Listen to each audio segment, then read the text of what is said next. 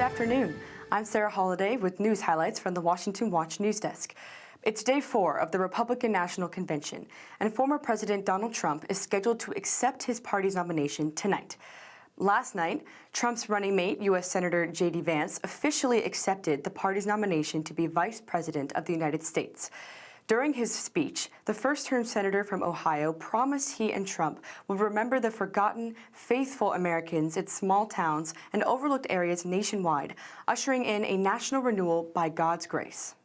My friends, tonight is a night of hope, a celebration of what America once was, and with God's grace, what it will soon be again.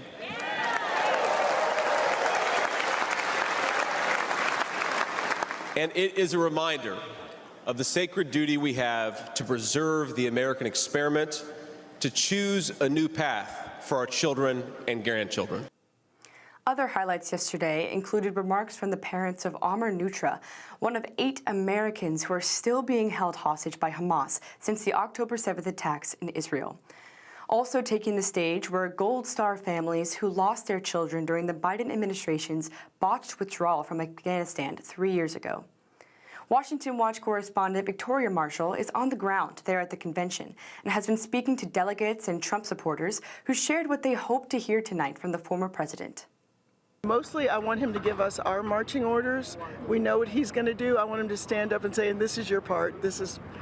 I want to hear that. I'm hoping that's what he focuses on, that he shows that he is strong, that his policies are better than Joe Biden's, and that he wants everyone to be involved in the Republican Party and for everyone to unite around him so that we can have a brighter future in America.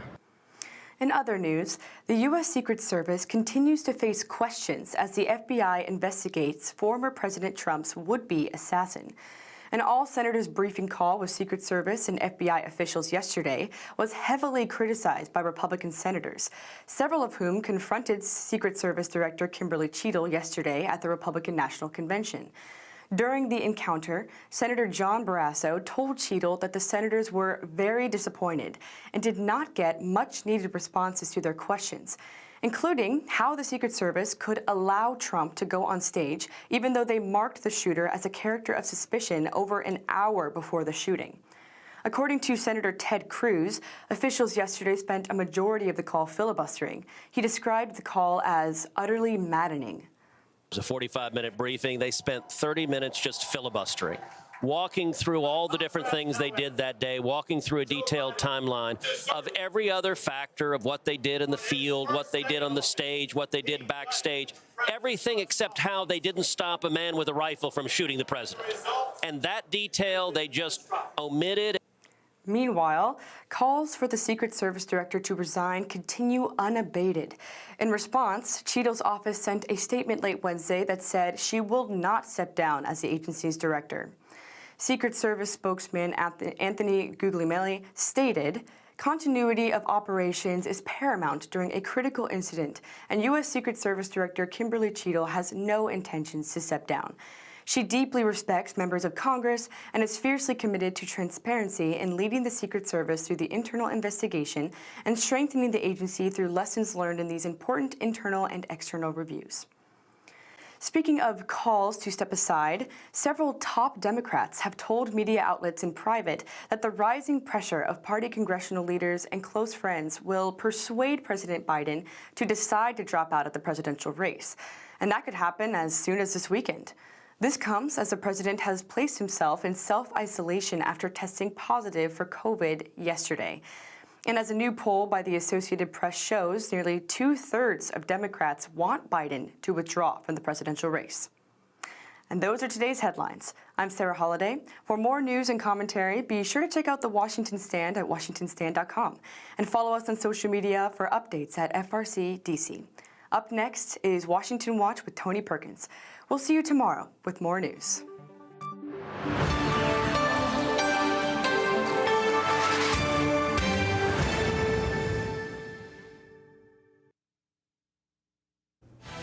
From the heart of our nation's capital in Washington, D.C., bringing compelling interviews, insightful analysis, taking you beyond the headlines and sound bites into conversations with our nation's leaders and newsmakers, all from a biblical worldview.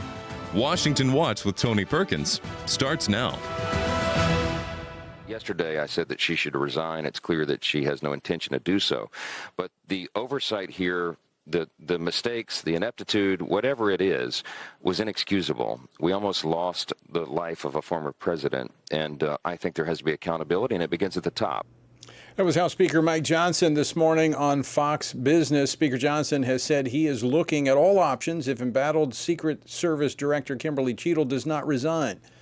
We'll talk with Texas Congressman Pete Sessions, a member of the House Oversight Committee that is scheduled to have a hearing on Monday into the attempted assassination of former President Donald Trump. Joe Biden said the withdrawal from Afghanistan was an extraordinary success. Look at our faces. Look at our pain and our heartbreak. And look at our rage. That was not an extraordinary success. The humiliation of our nation was not an extraordinary success. That was Cheryl Jules, the aunt of Marine Corps Sergeant Nicole Gee, who was killed in the suicide bombing attack during the chaotic withdrawal from Afghanistan. We're going to talk with Texas Congressman Nathaniel Moran later here on Washington Watch. President Biden is reportedly considered calling for term limits for Supreme Court justices and a binding code of ethics. Experts say the move is more of a last-ditch effort to salvage his re-election than a feasible policy proposal. We're going to talk with Kelly Shackelford, president of First Liberty Institute. And finally, we're not the only ones asking the question. For the last 4 decades, the GOP has explicitly called for a so-called life amendment, an amendment to the Constitution that would protect unborn children. And you'll see that you don't have that kind of explicit language in the platform this time. Instead, the platform is vaguer, saying the Constitution's 14th Amendment guarantees that no person can be denied life or liberty without due process, and that states can do what they want to protect it. That was Laura Casistu and Luke Vargas, both with the Wall Street Journal in their podcast at the Milwaukee GOP convention. We're going to talk about this topic once again, this time with Dr. Robert George, McCormick Professor of Jurisprudence, Professor of Politics at Princeton University. Why is it missing, and does it matter? The website, TonyPerkins.com. And also, if you've not yet downloaded the Stand Firm app, you can take Washington Watch with you wherever you go, as well as our daily Bible devotional, Stand on the Word. So go to the App Store and download the Stand Firm app. All right, before we go to Congressman Sessions, let's check in with Washington Watch correspondent Victoria Marshall, who's over in the Convention Center. Victoria, give us an update. Thanks, Tony. We're here for day 4 of the Republican National Convention in Milwaukee, the final day of the convention, where tonight President Trump is expected to accept his party's nomination for president. Now, just a quick recap of the events of last night. The theme was Make America Strong Again. So there was a focus on America's military as well as President Trump's commitment to our servicemen, while also contrasting his administration with Joe Biden's foreign policy failures. Now, Ohio Senator J.D. Vance spoke. He gave the keynote address as Trump's vice presidential running mate, and he talked about how Trump's vision for America is very much what the country needs, a anti-war, pro-worker, anti-establishment vision that was very much in line with Trump's vision in his 2016 presidential campaign when he first came on the political scene. Now, tonight, former President Trump is going to be giving the keynote address, and sources familiar tell me that he's actually has written his own speech to give to voters tonight. Now, that was not the plan several weeks ago when President Trump had another speech in mind, but he tore up that speech after the assassination attempt on Saturday. Now, the message that he's planning on giving to Americans tonight is a deeply personal message and also a message of unity. Basically, he'll be talking about how he can unify the country, both the left and the right, while also unifying the different factions within the GOP behind him. And so we'll be here reporting on that. And back to you, Tony. All right. Thanks, Victoria. Well, following that assassination attempt on former President Donald Trump and reports of the U.S. Secret Service stonewalling any congressional investigation, House Oversight Committee Chairman James Comer issued a subpoena to Secret Service Director Kimberly Cheadle, demanding that she publicly testify next week. Now, despite the catastrophic failure of the Secret Service, Director Cheadle has said she will not resign. But reports indicate she will comply with the chairman's subpoena. What questions might the House Republicans be asking next week as this investigation moves forward? Well, joining me now to discuss this, Congressman Pete Sessions. He serves on the House Committee on Oversight and Accountability. He represents the 17th Congressional District of Texas. Congressman Sessions, welcome back to Washington Watch. Tony, thank you very much. It's an exciting time here in the air in Milwaukee, and very excited to be with you. Well, let's jump into what's going to be on Capitol Hill next week. Congress has been out this week as the Republicans have been gathered in Milwaukee. But next week, first thing on the agenda for the House Oversight Committee is going to be this hearing into the assassination attempt of former President Donald Trump on this past Saturday. Catch us up to speed on activity from the House Oversight Committee. There's been a number of phone calls and conference calls going on during this week. What can you tell us right now, and what questions will you be seeking answers to next week? Tony, thank you very much. You saw Senator Cruz allude to what was a bipartisan, bicameral opportunity for us to hear directly from not just the Secret Service, but the FBI. The FBI director was on, Christopher Wray, and there was direct discussion that they had with us. We did not have with them because it was really there as an update. I found the update. We took notes, and we're going to hold them to what they said, but in fact, it did not really get into the issues that I would be interested in specifically. Number one, the special agent in charge who is there on site and running the program. What was their countdown to making sure that things were okay? Because we now understand from probably 5 or 6 minutes in towards the president, there were discoveries or information that should have moved upstream or to that person saying before the president went on, everything is okay. And I don't know whether it was a physical communication problem.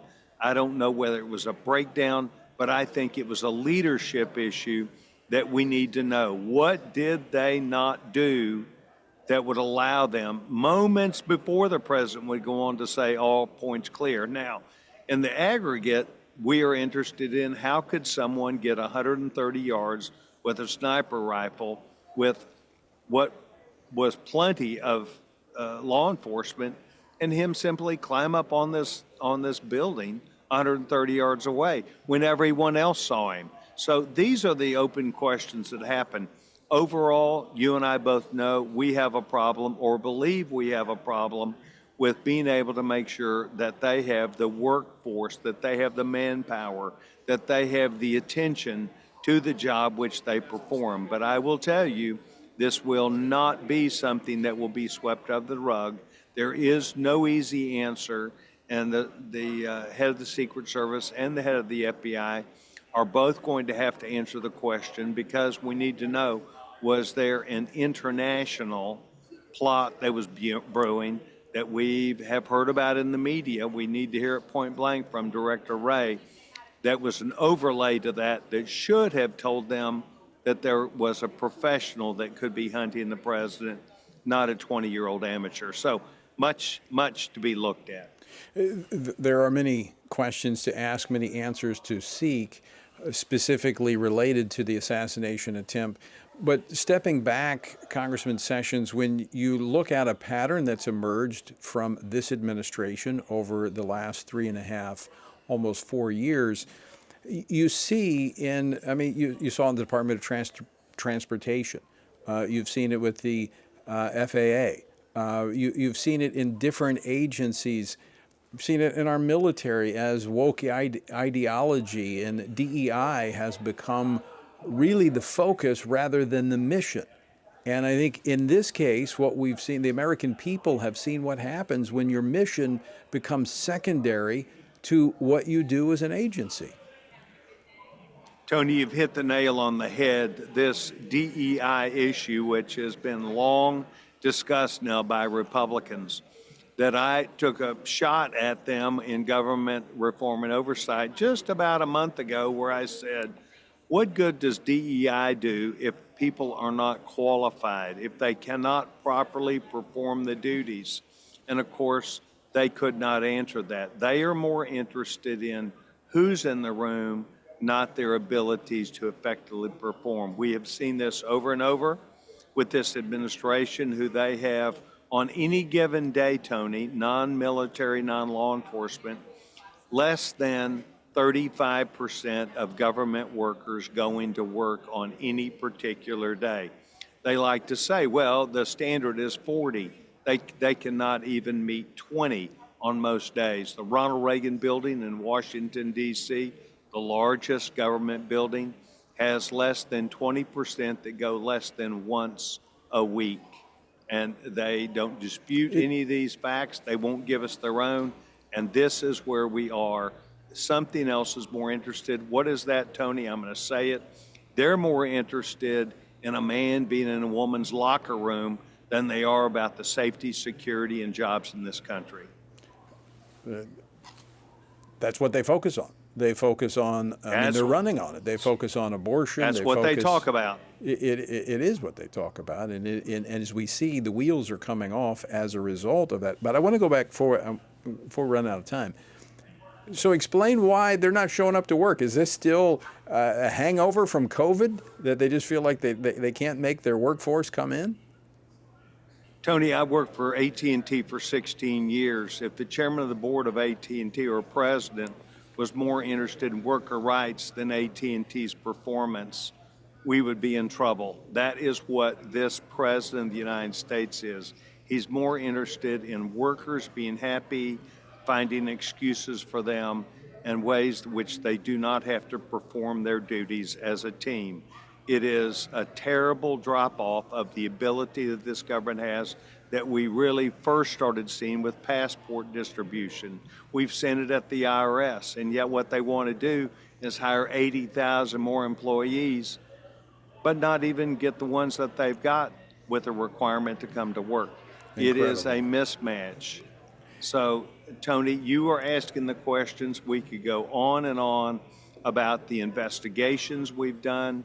And by and large, on a bipartisan basis, we've held hearings, and the Democrats agree too. They are appalled, except this administration and other Democrats continue pushing the narrative. DEI is more important than outcome.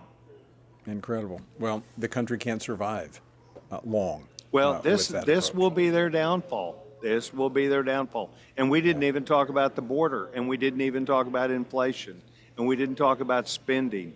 It is a different way to look at the success of this nation. And here at this convention, we are confronted with socialists. Right. They hate the word capitalism. They hate the word success. And in this place, this is what we're doing. Listen, say hi to Kelly Shackelford, my dear friend from Dallas, Texas. Will do, and we'll get you back to talk about that other laundry list of items. Congressman Pete Sessions, always great to see you. Thanks so much for joining us. Thank you, Tony. You bet. All right, folks, stick with us because we're coming back with more Washington Watch right after this break.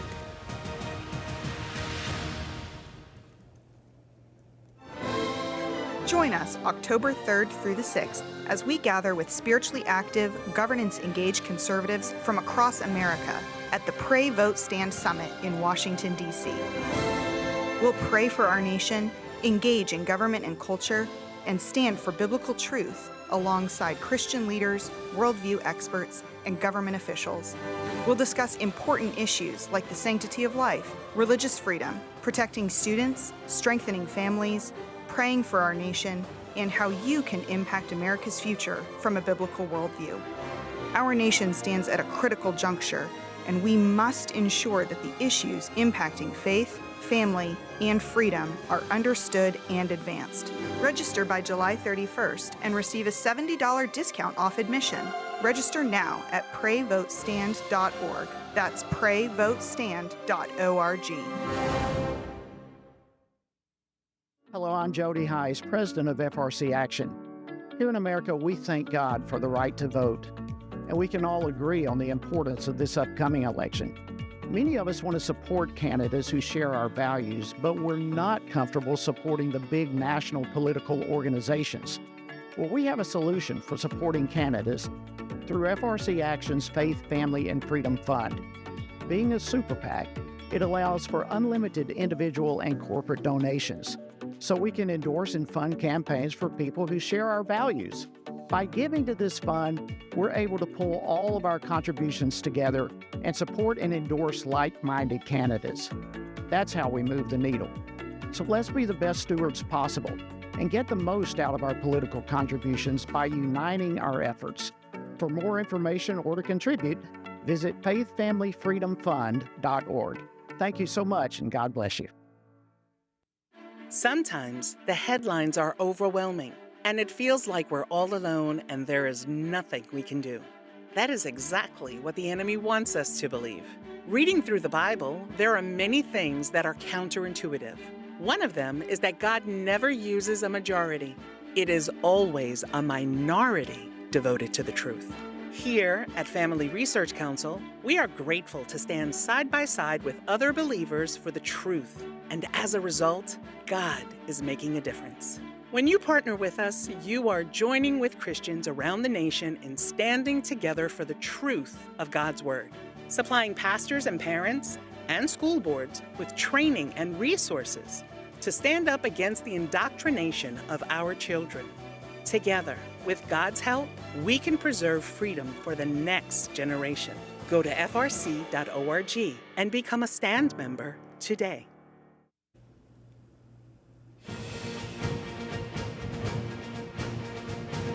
Welcome back to Washington Watch. I'm your host, Tony Perkins. Good to have you with us on this Thursday. The website, tonyperkins.com. But also, let me encourage you, if you've not yet downloaded the Stand Firm app, download it. Go to the App Store and download the Stand Firm app. Not only can you get the Washington Watch, our daily devotional Stand on the Word, but you'll get our news feed from the Washington Stand, and there's community there for those that want to pray over these issues, those who want to join together in Bible study. All of that is there on the Stand Firm app. It'll help you stand firm as we are in days which are, well, let's just say challenging.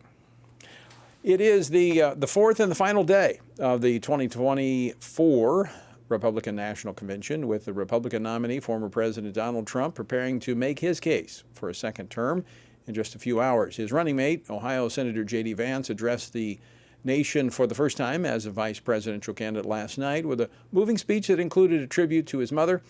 And what can we anticipate from tonight's event? Well, joining me now to discuss this and more, live from the convention, is Congressman Nathaniel Moran. He serves on 3 House committees, including the House Committee on Foreign Affairs and the House Judiciary Committee. He represents the 1st Congressional District of Texas. Congressman, welcome back to the program. Good afternoon, Tony. Thanks for having me. It's great to be with you from Milwaukee.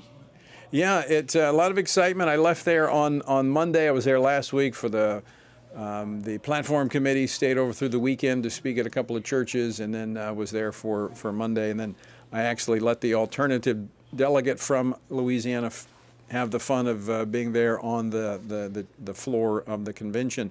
So let's talk a little bit about last night, because you're very focused on foreign policy. We had a powerful reminder of the chaotic Afghan withdrawal. So these issues obviously are being talked about for a reason. The American people care about them. These will be defining issues in the election. Absolutely, they will. And you saw signs in the arena last night that said peace through strength. As Republicans, we all know that term, that great Reagan foundation on how to go about our foreign policy. And it's a great reminder of what we have not seen over the past 3.5 years under President Biden's term. The term really under President Biden has been weakness. Weakness not only in the Afghanistan withdrawal, but in the China balloon gate, and not protecting our borders and protecting the sovereignty of the United States. You can go on and on about the weakness in the White House right now, and that is a very different thing than what we saw under President Trump, where you saw lots of strength. And that provided deterrence in this world and provided peace and stability and prosperity, and that's what we expect in a second term as well. Nathaniel, last night the convention also featured support for Israel. That was a part of last night's event. Tell us about that. Yeah, I was so glad to see that because Israel is just one of our closest allies, and we have to stand steady and firm, and President Biden has not done that. And last night we heard great reminders about why we need to continue to do that. It is in America's best interest, its national security interests, its economic interests, its foreign policy interests, and quite frankly, its moral interest for us to remain allied with a country that shares so many values. We are a nation that was built on a Judeo-Christian ethic that came from the natural law of God. We share that foundation. We must promote that foundation, not just a history, but a future with Israel. Well, with that in mind, I would have to believe you're probably disappointed with the GOP platform that only includes one line about our party's commitment to Israel. We stand with Israel. Nothing about the forced two-state solution that's been foisted upon them by the left. I think Israel is one of those defining issues that the party needs to clearly articulate. It is, and not just on the Israel issue, but on the life issue. I know you've talked about that as well. There are some things that we need to make sure that our actions continue to show strength in the moral issues that have really defined us as a conservative movement for more than 2 generations at least, but going back several generations. We cannot get to a place where we are bound in moral relativism. That is a mistake. That would take us in the wrong direction. That's the direction of the Democrats. That's what's got them to a place of socialism. We need to be rooted in moral absolutes.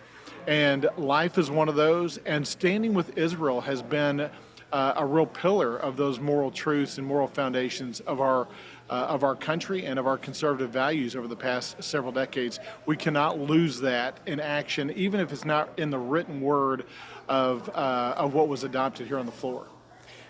Let me ask you about that, Nathaniel, because as an evangelical Christian, you come into the political arena. You and I have had conversations about this, really from your faith. Your faith compels you to be involved.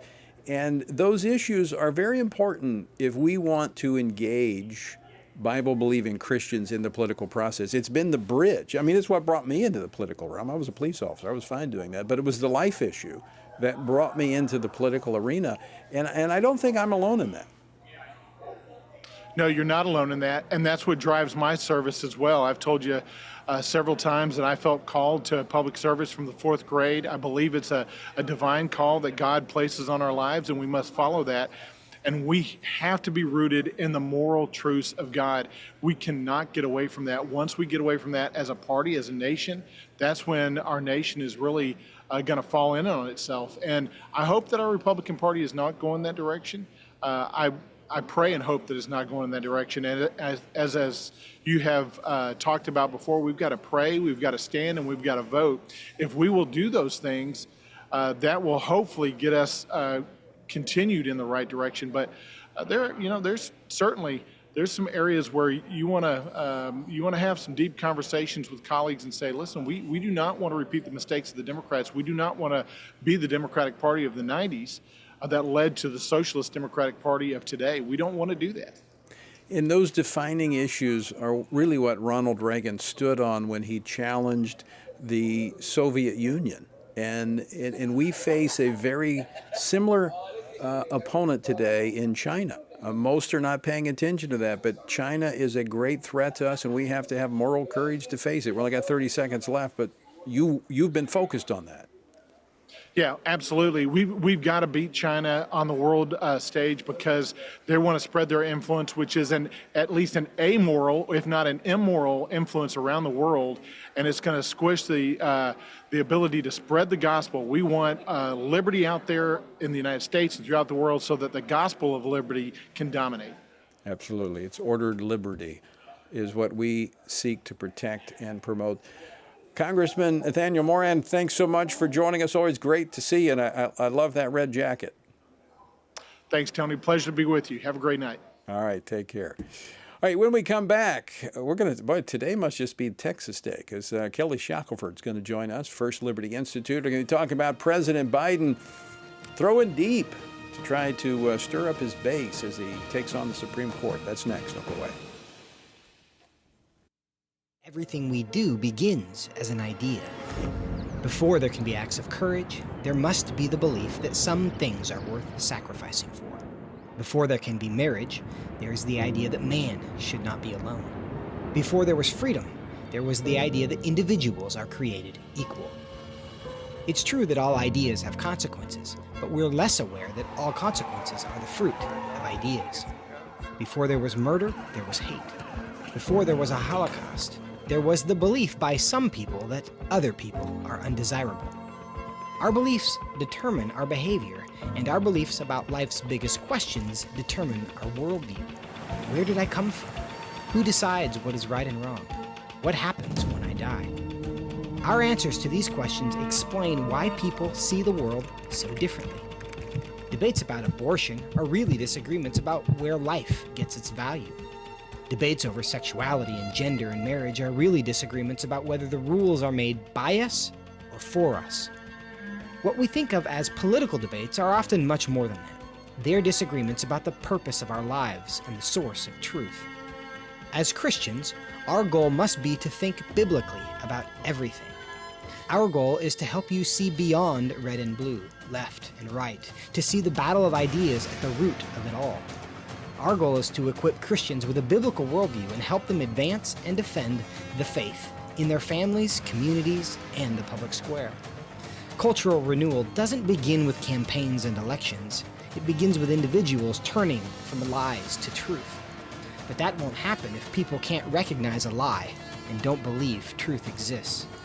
We want to help you see the spiritual war behind the political war, the truth claims behind the press release, and the forest from the trees.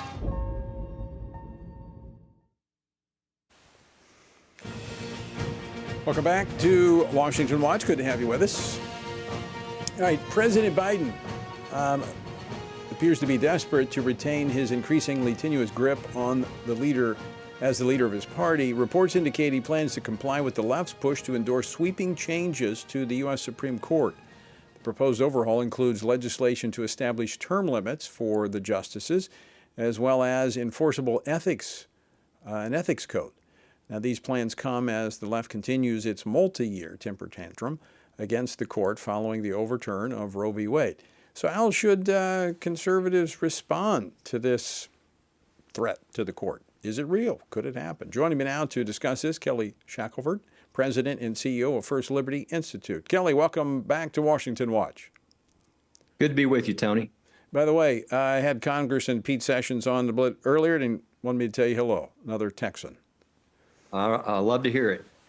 All right, so tell our viewers and listeners what's going on. What is Joe Biden proposing? This is very serious, and people need to pay attention. Obviously, he's desperate, but the danger, Tony, is that 130 different progressive groups have come together for this whole effort to remake the court. And they're trying a lot of different ways, but they're all incredibly dangerous. So let's take the original, which was the court pack.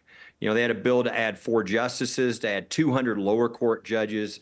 And that might sound like it's a horrible political move, but it's worse than people understand, because every other country where they do this, your country's over the moment you do it the first time, because your court is now not a separate branch. It's the rule of law is gone. It's just a political body. And so whatever constitutional right you think you have, you don't, because you can just, if you're the person in power, you can just add however many justices you want to take away that right. And so there was a big fight over that. They tried to push that through. We and you and others spoke up and really educated people on the history of this. They even tried it in this country in 1936, 37, and we stopped it. And so what they've gone to is a new approach, which is equally radical and dangerous, and that is what you're hearing now. You might some people think, hey, yeah, term limits for justices, that might be a good idea. Well, that can be debated. The founders put it in there as life because they wanted there to be judicial independence. And in the polling we did just within the last year, over 90% of Americans said that they thought the independence of the judiciary was one of the most critical things about our country. So I don't think they want to start messing with that. Well, we can debate that. But what they're really doing, this is a sham, Tony. What they're doing is they're saying we want term limits, and we're going to start by getting rid of the oldest justices, the ones who have been on there the longest. So Clarence Thomas goes, Alito goes, Roberts goes. Interesting, isn't it, that only the more conservative justices go, none of the liberals. And then the ethics proposal is also really dangerous. It's unconstitutional first. Just like the court can't tell the Congress how to do their internal affairs, the Congress has no authority without a constitutional amendment telling Supreme Court justices how to do their job as justices. This is a massive attack on the separation of powers, the independence of the judiciary, and this is just about politicians that want to browbeat, attack, intimidate the justices. And so both of these are really just one group not liking the decisions they're getting in some of the cases. Most of the cases are unanimously decided this last term, more than that than anything else. But they don't like a few of them. And so in a partisan move, they're trying to politicize the court. And that's just incredibly dangerous. What we have here is so valuable that I think sometimes people don't realize if we lose it, we won't get it back, and that really our country will never be the same. That this is dangerous, even though it's radical, and we hope it'll be stopped. It's something everybody needs to be alerted to. Kelly, isn't this, they dominated the court. They used the court to impose their policy ideas, which are unpopular with the American people. That's how the left has always used the court. They lost that when there was a move back in 2016, kind of a populist movement electing Donald Trump, who actually followed through on commitments to put constitutionalists onto the court. You were a part of vetting some of those. And that has kind of righted the balance of powers in our government. And so the left doesn't like that because they cannot force their will on the American people. So this is just another way at going at control for the court, right? It is. And the thing is, it's so short-sighted. Look, I understand how extremists on the left, would say, I don't like these decisions. And even in the polling we did originally, the polling that we did on this was really serious, and the Democrats at first were ready to pack the court. But what happened is, when we started to educate them as what it meant, it went from 63% in favor to 41% in favor. Now, everybody else was against it, but the Democrats themselves, when they had all three, they had the House, the Senate, and the presidency, were pushing to do this. All we did is help them understand, look, it's not like you're going to add some justices and you're going to make the court a little more favorable to you. No, what happens, like in Venezuela and Argentina, you can go through lots of countries. When you do this once, your country's over, because the court is now politicized and it's owned by the legislative branch, and there is no independent judiciary. And so that's why anybody, conservative, liberal, should hate this idea if they care about any of their freedoms. Right. Any tinkering with what the founders established, I think they were truly divinely inspired as they created it. And I think we have to be very, very careful when we start messing with it. And in fact, I don't have time to go into it, but the direct election of senators was one of the things that threw this whole thing off. We just need to be very careful about those changes. Kelly Shackelford, always great to see you. Thanks so much for joining us today. Thank you, Tony. All right, folks, after the break, we're going to be joined by Dr. Robbie George, a professor at Princeton University, to talk about really what is in the plank of the GOP life platform. What does it really say? That's next. Download the new Stand Firm app for Apple and Android phones today and join a wonderful community of fellow believers. We've created a special place for you to access news from a biblical perspective, read and listen to daily devotionals, pray for current events, and more. Share the Stand Firm app with your friends, family, and church members, and stand firm everywhere you go.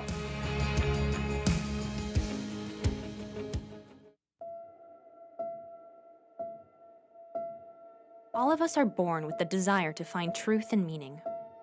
Where did I come from? What happens when I die?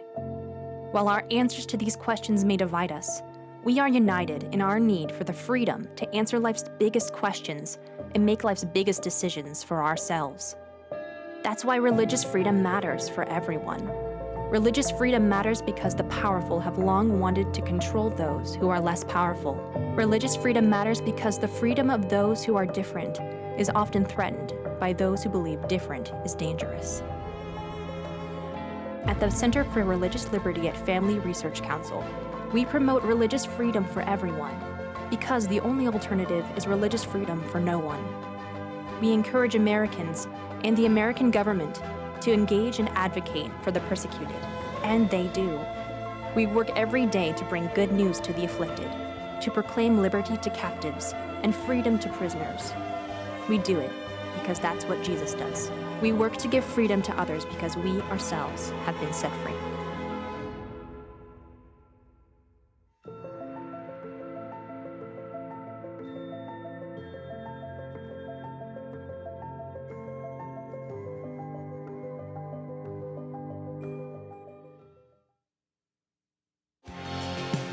Jesus said in John 15, "These things I've spoken to you, that my joy may remain in you, and that your joy may be full."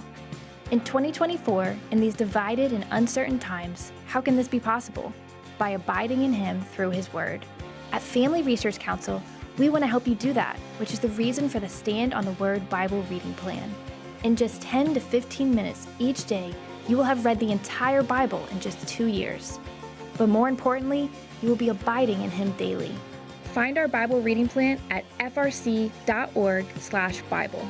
And join Tony Perkins each weekday for a 10-minute devotional inspired by the daily reading and designed to encourage you on this journey through the Bible. Listen on Apple Podcast, Spotify, and YouTube. And remember, the grass withers and the flower fades, but the word of our God will stand forever.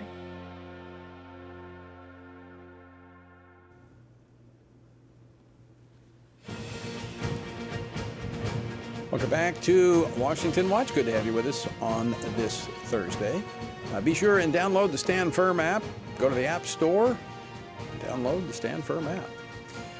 Our word for today comes from Psalm 62, where David prays to God about the tactics of those who have come against him. They only consult to cast him down from his high position. They delight in lies. They bless with their mouth, but they curse inwardly. Trust in him at all times, you people. Pour out your heart before him. God is a refuge for us. Notice the words of those who oppose the truth of God. They are deceptive and deceitful. They will use God talk, but the devil is in their heart.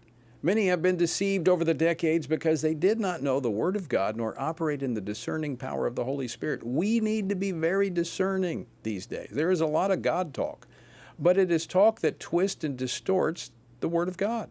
God talk, if it is real, should be followed by God's walk. God's Word should be evidenced by walking in God's ways. To join us in our journey through the Bible, go to frc.org or simply text the word Bible to 67742. When Donald Trump first ran for president in 2016, he aggressively courted the Christian vote, declaring himself personally pro-life as well as a supporter of federal legislation to protect unborn babies. As president, he followed through. He did exactly what he said he was going to do, appointing 3 justices to the U.S. Supreme Court, which led to the overturn of Roe v. Wade. As the 2024 election approaches, former President Trump's team changed the tune a little bit, aggressively pushing through the 2024 platform, refusing to allow amendments or even debate, which frankly makes this statement by Senator J.D. Vance last night ring a bit hollow. My message to my fellow Americans, those watching from across the country, is shouldn't we be governed by a party that is unafraid to debate ideas and come to the best solution? That's the Republican Party of the next 4 years. United in our love for this country and committed to free speech and the open exchange of ideas. Well, I embrace that as an ideal, and I think it's essential, but it didn't happen last week at the RNC Platform Committee. And it's not just the process that's problematic, it's actually the product. Could have been much better had we been able to amend it and change it. The platform waters down and walks away from bedrock principles that define the modern Republican Party and have made it a competitive party. Supporters of the new platform say, well, it's succinct and it's clear. But is it? Is it clear? Is it succinct? Joining me now to discuss this, Dr. Robert George. He is the McCormick Professor of Jurisprudence and Director of the James Madison Program in America, Ideals and Institutions at Princeton University. Dr. George, welcome back to Washington Watch. Great to see you. Good to see you, Tony. It's been a long time. Thanks for inviting me onto the broadcast. Well, before we get into a discussion of where the Republican Party may be now on the life issue, marriage and family, I want to step back for just a moment because I think we've gotten here by maybe a misrepresentation of what happened 2 years ago at the Supreme Court in the Dobbs case. Did the Supreme Court say that the issue of abortion, of life, was now a state issue and that the federal government had no role? Did not say that. And in fact, when the Supreme Court has had occasion to actually rule on federal legislation, for example, the so-called partial birth abortion ban, the Supreme Court has actually upheld federal intervention. And that was even before the Dobbs decision. So the Supreme Court ruling in Dobbs does not say that the federal government has no role. It does not prohibit the federal government's entry. Certainly, it's true that responsibility begins with the states in our system. But if states fail to fulfill their constitutional obligation under the 14th Amendment to accord to each and every person the equal protection of the laws, then that same amendment, 14th Amendment to the Constitution, in its 5th section, in the clearest possible terms, says that Congress shall, not may, shall, by appropriate legislation, enforce the guarantees of the amendment, including the guarantee of equal protection for all. So the federal government indeed does have a role, and the Supreme Court has not said otherwise. Well, you brought up the 14th Amendment. Let's go right to that because the platform, that's the only thing that it really mentions. In this 2024 platform, gone is the human life amendment. But the platform mentions the 14th Amendment, but as I read it, something's missing that's been there in the past. The reference to the 14th Amendment is incoherent, Tony, in the platform language, and it's really inexcusable. We've had good platform language for 40 years protecting unborn children. Over the period of that 40 years, liberal Republicans, so-called moderates, pragmatists, have worked night and day to try to water down or eliminate that strong pro-life language. People like Arlen Specter, the late Arlen Specter, you'll remember this, of course. But it was only when Donald Trump and his operatives this year decided that they wanted rid of that strong pro-life language that the language was taken out of the platform. The reference to the 14th Amendment invokes the Due Process Clause, not the Equal Protection Clause. That's a mistake. And it claims that the 14th Amendment simply empowers states to protect unborn children. That's not true either. The authority of the states is plenary. They're governments of general jurisdiction. They exercise what we in constitutional law know as police powers to protect public health, safety, and morals, and to advance the common good. The 14th Amendment was enacted by the Republican Party after slavery was abolished in the 13th Amendment to give the federal government power to protect people, the equal protection rights of people, when states failed in their obligation to protect them. The 14th Amendment doesn't empower states. They don't need empowerment by the 14th Amendment. The 14th Amendment empowers the national government, what we call the federal government. This is really inexcusable. This kind of incoherence in the platform language is an embarrassment.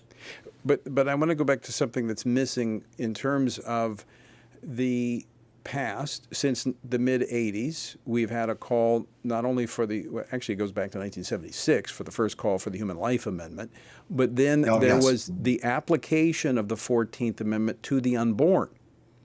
Because via the Equal Protection Clause, Tony, that's what I was saying. That's not in here. The unborn is left out. And what you have is an incoherent reference to the Due Process Clause. And even then, there's a botch job because the Due Process Clause is invoked as if it empowers states to do what they can already do, empowering the national government. And what the 14th Amendment, whether it's the Due Process Clause or the Equal Protection Clause, for that matter, the Privileges and Immunities Clause, does is empower the national government to protect rights when the states fail in their constitutional obligation to protect them. I actually had an amendment in the process to clarify and fix a part of that, but there was no debate. There was no discussion. This was forced through it. And I go back to something you said a moment ago. What the moderates and liberals in the party couldn't do, the conservatives did. Well, I don't know if he's a conservative, but Donald Trump and Trump's operatives did it. That's exactly right. We fought that effort off for 40 years when it was people like Arlen Specter. And now, unfortunately, our party, my party, your party, has caved in. But what, to me, Dr. George, which was so egregious, was not, I've been, we've known each other. I mean, you were a part of the initial interview that I had when I came to the Family Research Council. That's right. I was on the board when we hired you. Pretty good decision as things turned out. 21 years ago.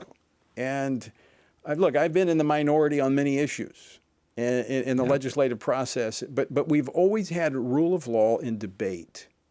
And what was so troubling to me was the process in which there was no discussion, no ability to fix this. And not only is it the life issue, but marriage, which is something you and I have worked on as well. All it says here is we support the sanctity of marriage. What does that mean? It doesn't define marriage. Past platforms have called for the overturning of bad Supreme Court opinions, which supported the redefinition of marriage, the so-called Obergefell opinion, for example. That has now been taken out. There's nothing in the party's platform that calls on our nation to return to the basic principle of marriage as the conjugal union of husband and wife. Social conservatives, moral conservatives, religious conservatives, Christian conservatives have nothing to cheer about here. This has been an unmitigated catastrophe for the causes, the values in which we believe. Hard-fought battles over decades, wiped out in hours. That's exactly right.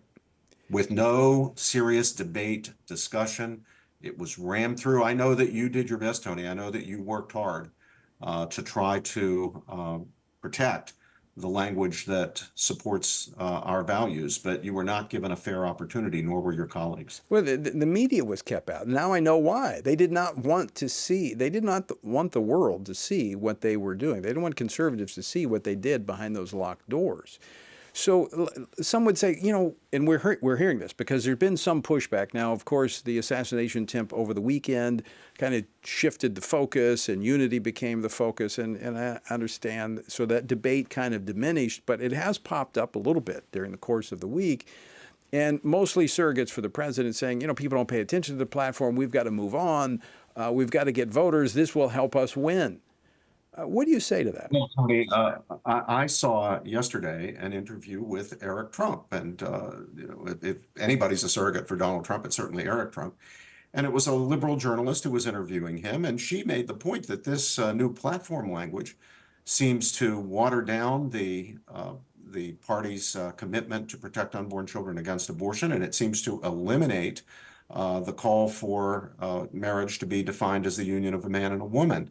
And she asked Eric Trump, doesn't this represent a change in your father's views? And Eric Trump replied by saying, no, these have always been my father's views. This is who my father is. And then he went on to say, and this reflects the views of my wife, Lara Trump, who, of course, I believe is co-chairing the Republican National Committee.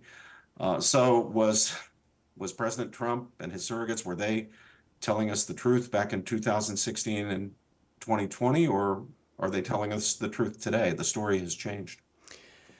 Dr. George, you've been a part of not only teaching, raising up many wonderful leaders, but part of that is to engage the culture with ideas, with truth, from conviction, moral conviction that comes from faith in our Lord and Savior Jesus Christ.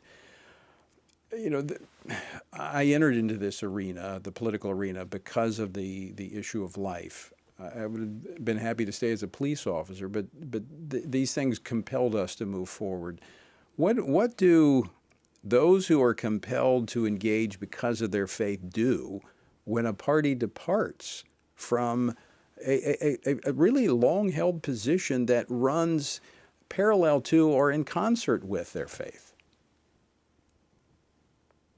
Two connected answers to that, Tony. Number one, tell the truth. Tell the truth, in season and out of season, whether it's convenient or inconvenient, whether it brings you applause or the opposite of applause, tell the truth. And I know you're doing that, and I am bound and determined to do it. I'm going to tell the truth, whether it's a Democrat, whether it's a Republican.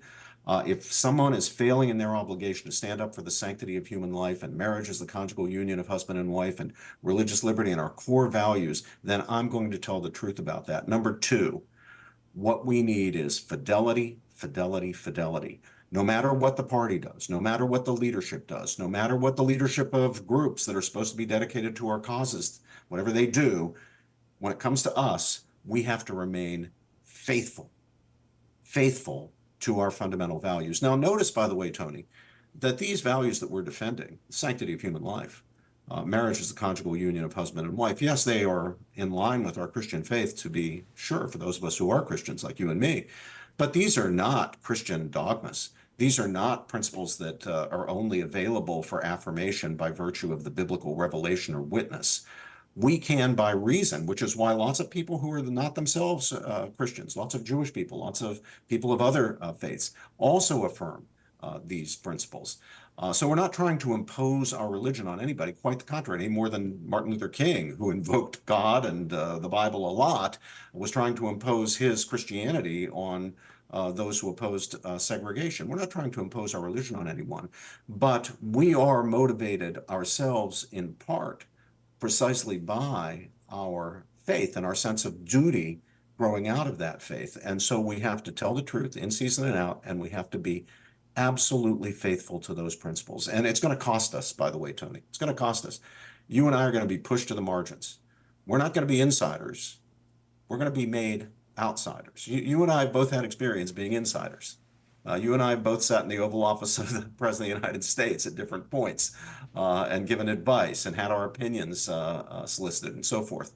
When we stand up for what's right, when we're faithful, when we tell the truth about our own party, just as we do about the other party, we're going to pay a price for that. But it's a price that we are required to pay. The truth of God's word does not change. And it's not only rooted in the word of God, but as you pointed out, nature speaks to this, and the natural law reveals this. Yep. And we have to stand firm on that regardless. And these are not just other issues. I mean, this is not the marginal tax rate. This is not inflation. Exactly. These are foundational issues, and there's really no room for compromise. Yeah, I mean, I do think that we're right to pursue, as you and I have pursued for many, many years, for example, on the pro-life front, an incremental strategy, but it's got to be a strategy of moving forward. Right. We get what we can get today, and then we move to work for further protection until someday down the line we achieve our goal of every child being welcomed in life and protected in law. That's the goal. We can move incrementally, but we can't give up. We can't say, well, there are some unborn children we're not going to protect. We're just going to cut them loose. We're going to leave them aside. We're going to protect every child we can when we can, and our goal will always be to protect every child, every child. We must always move forward, no retreat. Dr. Robert George, thank you so much for joining us. My pleasure, Tony. Good to be with you. Folks, thank you for joining us as well. And I leave you once again with the encouraging words of the Apostle Paul, who says, when you've done everything you can do, when you've prayed, when you've prepared, and when you've taken your stand. Folks, we must keep standing. Washington Watch with Tony Perkins is brought to you by Family Research Council and is entirely listener-supported. Portions of the show discussing candidates are brought to you by Family Research Council Action. For more information on anything you heard today, or to find out how you can partner with us in our ongoing efforts to promote faith, family, and freedom, visit TonyPerkins.com.